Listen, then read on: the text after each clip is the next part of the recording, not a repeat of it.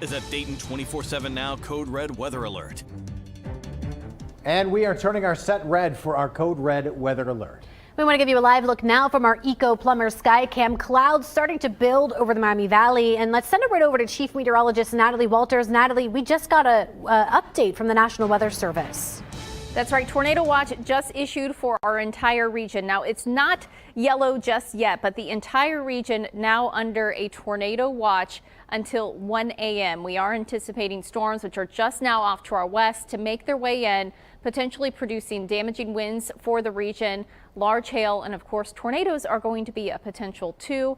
With these tornadoes, we do have the potential for perhaps a stronger tornado or two across the area as well. So we want to stay weather aware, have a way to get those weather alerts through this evening, because we certainly look like we are going to start to see things turn active. In fact, just off to our west, you could already see there's a tornado warning back off through parts of central Indiana. These are the storms that we're going to be monitoring closely as they continue to progress their way eastward into our region over these next couple of hours or so. So right now we are quiet. We have a little bit of a break from the precipitation from what we had earlier today, but storms off to our west will be making their way in.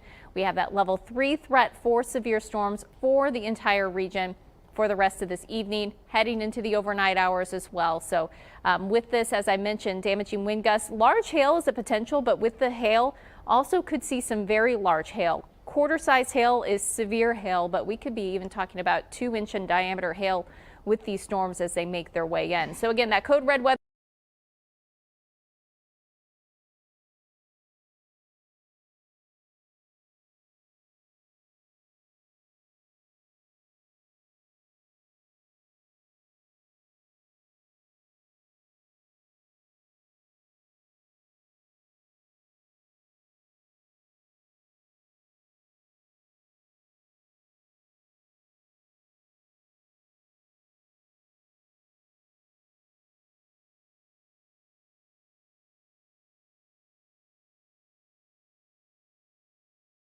Since they were kids. She didn't know she'd be saying goodbye so soon. I'm very, very blessed that I got to hug them before this and see them one last time. The Ross School District released a letter to families saying in part, Mrs. Pelton was not just a teacher, she was a beacon of light in our school community with a passion for sharing her love of science. The city of Centerville announcing 2 new restaurants coming to the Cornerstone Shopping Center. Kasha Hancock spoke with the city today. And now, Kasha, what type of restaurants can we expect? Elise, the city tells me that they plan to open a chicken salad chick and Mikuzamo right here on these grounds. Development director for the city of Centerville, Eric Collins, says their goal is to make Centerville an attractive place, not just for those living in the Miami Valley, but for people outside of our region too. The city hopes the new restaurants will give residents a bigger variety of food to choose from, making their Centerville experience one to enjoy. With many restaurants and retail stores already in the shopping center, Collins said they're already thinking about how to control traffic and congestion. Making sure that you have the right infrastructure and making sure that the market demands are there to support the business. Parking infrastructure, making sure you have that. Roads are proper, well maintained, have the right widths that can handle the right volumes. Coming up at 6:30, find out when these restaurants will be opening. Back to you. For years, Ohio lawmakers have rolled out proposals meant to combat gun violence, only to see them die. But today, the 2 GOP backers of a new proposal say their plan is designed to win approval where previous attempts fell short. This new proposal would increase penalties for those who use a gun despite being barred from owning one because of an earlier conviction for a violent crime. I'm tired of turning on the news in Toledo and seeing 4- and 6-year-olds die in my community from stray bullets.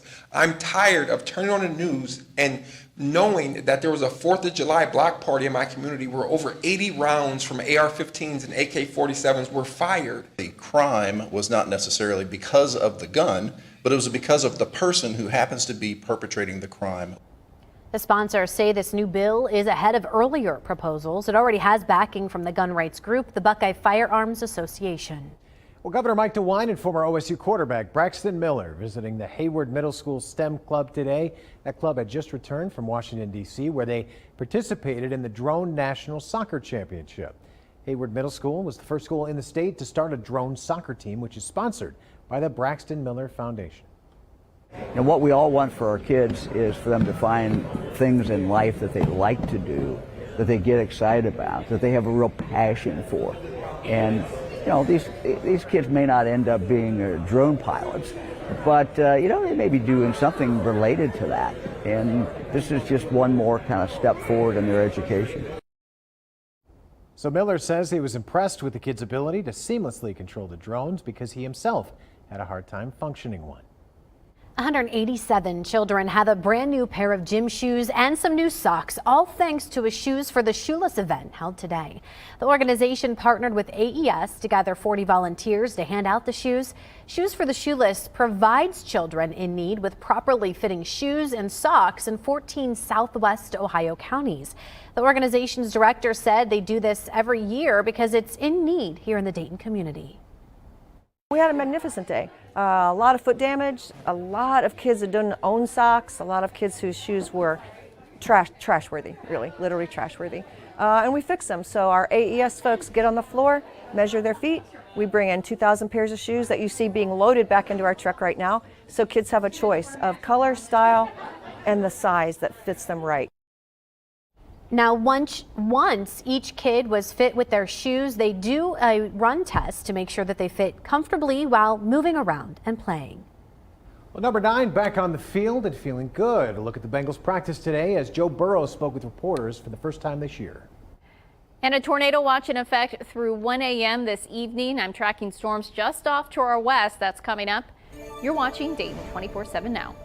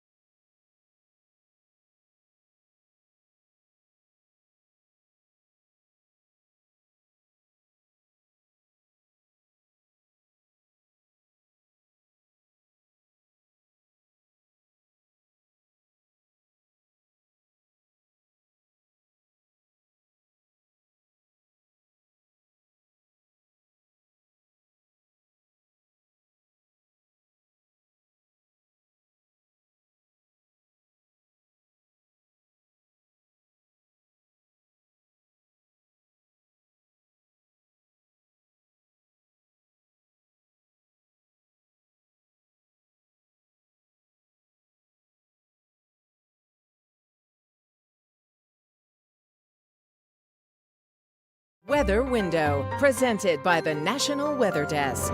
Little is left of the homes that once stood in their field in Barnsdall, Oklahoma. At least one person is dead, but early tornado warnings from the National Weather Service gave people time to prepare and likely saved lives. In the Rockies, this moose may enjoy the late season snow in Utah, but these folks stuck on I-70 near Vail, Colorado clearly do not.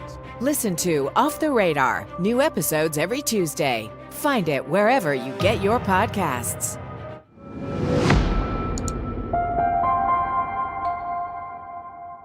Well, we're continuing to track a code red weather alert. We got a live look at our roadways right now. You can see everything is clear. Skies, mixture of blue and some clouds out there. Let's go back out to Natalie as she's tracking a tornado watch that is now into effect. Yeah, tornado watch officially issued for our area. This is until 1 a.m. this evening.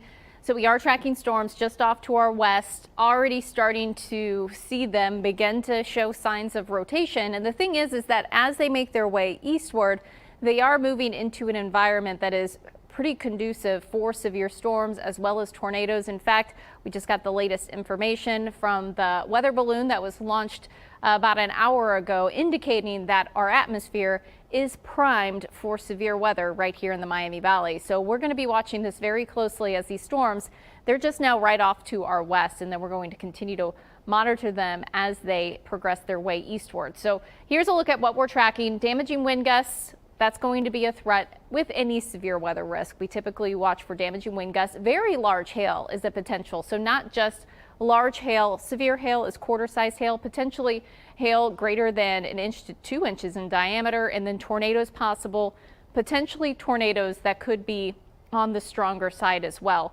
So we're going to be keeping our eye out on these storms just off to our west. So right now, just a severe thunderstorm warning with this storm just off to the northwest, but we got 4 individual cells right now that are developing, and these are just now getting going as they make their way eastward. As I mentioned, our atmosphere is pretty primed for severe weather, so I do anticipate this line to continue to strengthen as it heads its way eastward, potentially producing, again, those damaging wind gusts, large hail, and there is that tornado potential with this too. So what do we want to do right now? So since these storms are off to our west, it's quiet right now. We want to get our severe weather plan in place, have a way to get those weather alerts, whether it's a weather app, your emergency alerts on your phone, a weather radio, know where your safe spot is, and let's say you live in a mobile home, want to have a nearby sturdy shelter, maybe a friend or a neighbor's house that you can go to as well for later this evening, as we do have a fairly concerning setup in place as these storms continue to progress their way eastward. So here is our threat. We have a level 3 threat for severe storms for our entire region.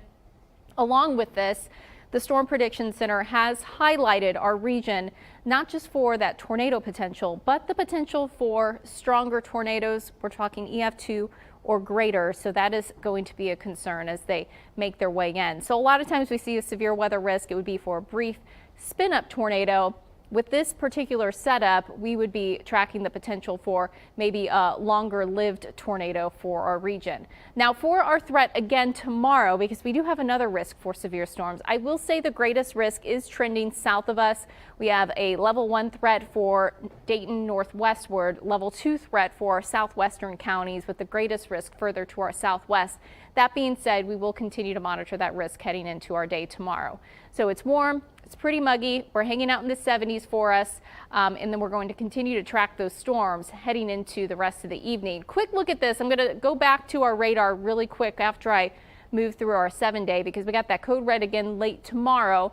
Once this makes its way through, we do have temperatures that will be dropping back down into the 60s for us by later into this week. So it does get cooler, and we will certainly see less active weather by later this week. But next couple of days, we want to stay weather aware. So one more look at these storms that are further just off to our west, because they are starting to develop and potentially strengthening even more as they head their way closer into our region. So this is what we're tracking. And once again, we are under that tornado watch until 1 a.m. for the entire region. So want to have a way to get those weather alerts, and we'll be keeping you posted on air and online for the rest of the evening.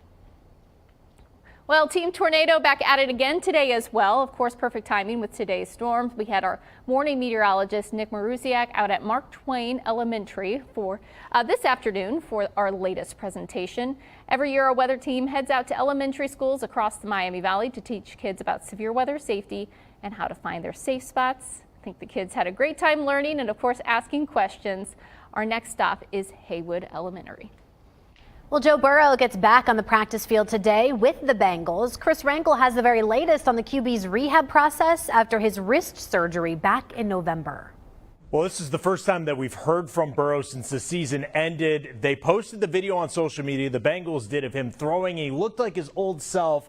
And today we actually got confirmation with our own cameras and our own eyes. Burrow throwing the football, looking like everything is fine. Now, when he talked to us, he said that, of course, there's going to be some lingering pain because it was a surgery. They're working back from that. But he has been cleared for everything except full contact. That will come in a month or so, but they're still so far out from the season. There's really no rush or cause for concern. But he's out there throwing the football, and dealing with this injury has also taught him he needs to be better about listening to his body because the season is a very long one.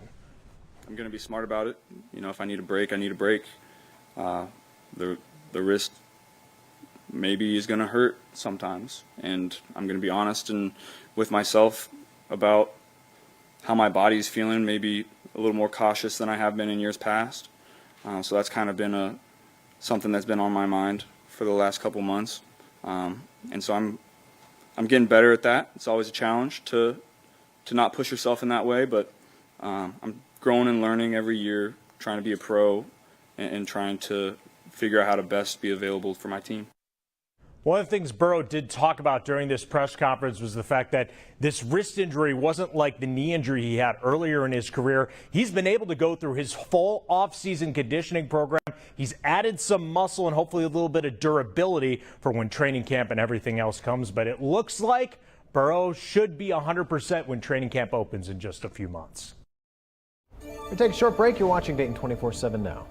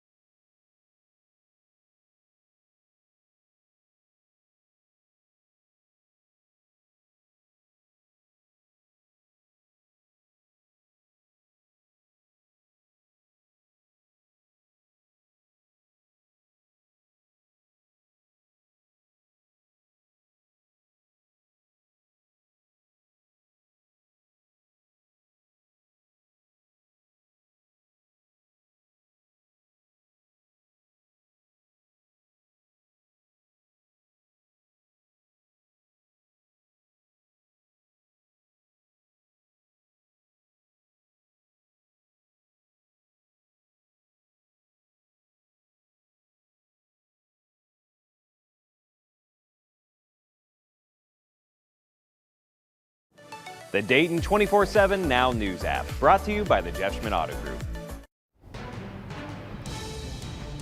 Well, tornado watch in place for our region. This is until 1 a.m. this evening, so we are tracking storms just off to our west right now, which will have the potential to potentially produce tornadoes. In fact, you can see a tornado warning. This is just off to our west for parts of Indiana, but we have 4 discrete cells right now, one just south of Indianapolis, one a little further south as well. All 4 of those will need to be watched very closely, as this one already has a clear indication of rotation, making its way eastward.